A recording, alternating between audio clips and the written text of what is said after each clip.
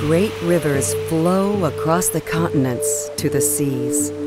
They bear the gift of fresh water to the floodplains and deltas. Ancient lineages of fish idle in their currents, and flocks of birds trace their flyways. Spin the globe, and the great rivers are cradles for civilizations like the Ganges, where millions of Hindus bathe in the waters each day. The Tigris and Euphrates rivers, which cradle the area of Mesopotamia, one of the earliest centers of civilization.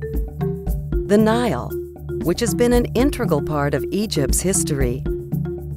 And the Mississippi, that gave rise to a sophisticated society that thrived amid annual floods at Cahokia, a city that once flourished along the Mississippi more than 1,000 years ago. Here at the National Great Rivers Research and Education Center, scholars and scientists study the ecology of floodplain rivers, the watersheds that feed them, and the ties to the communities that use them. Unlike the great oceanographic institutes, the National Great Rivers Research and Education Center makes fresh water its scholarly focus, the rivers and their interactions with people and the land. There are 79 large floodplain rivers around the world, each with its own seasonal pulse, that have for eons carried rich sediments into floodplains, fertilizing the land and allowing bountiful agriculture.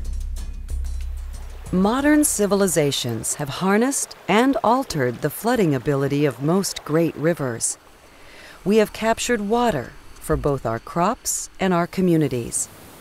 We have built dams for flood control, electrical power, and navigation, and constructed levees to keep floodwaters away from our homes. And in the process, we've lost or altered many of the benefits that allowed early civilizations to prosper.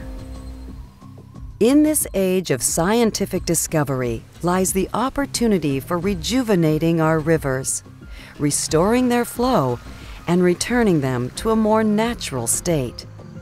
Rivers like the Mississippi, Missouri, and Illinois, whose confluence occurs right outside these walls.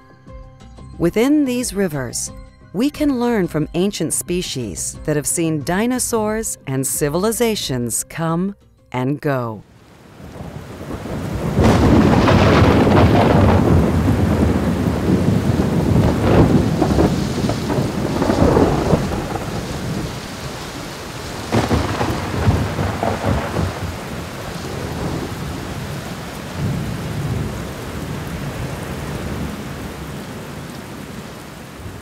Gathering water from 31 states on its journey to the Gulf of Mexico, it is the fourth longest river, the third largest basin, and the seventh largest flow in the world.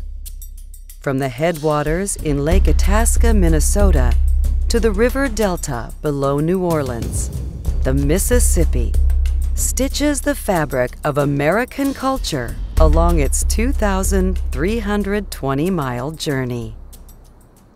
As Mark Twain once said, "I can picture the great Mississippi, the majestic, the magnificent Mississippi, rolling its mile-wide tide along, shining in the sun."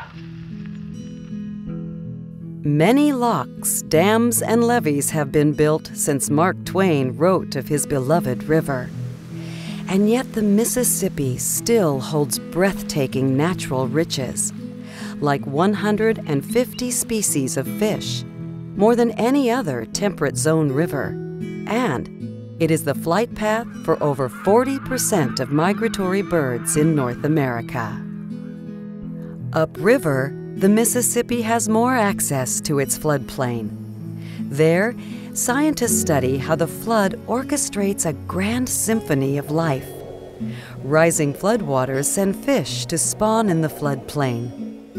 Blue heron nest in the backwater trees. And ducks time their migrations to feast on plants that grow in the moist soils after floodwaters recede.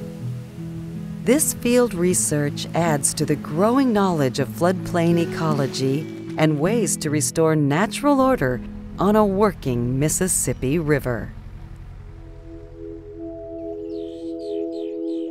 The National Great Rivers Research and Education Center is dedicated to studying the ecology of floodplain rivers, the watersheds that feed them, and the communities that use them, because the care of rivers around the world is not a question of rivers, but of the human heart.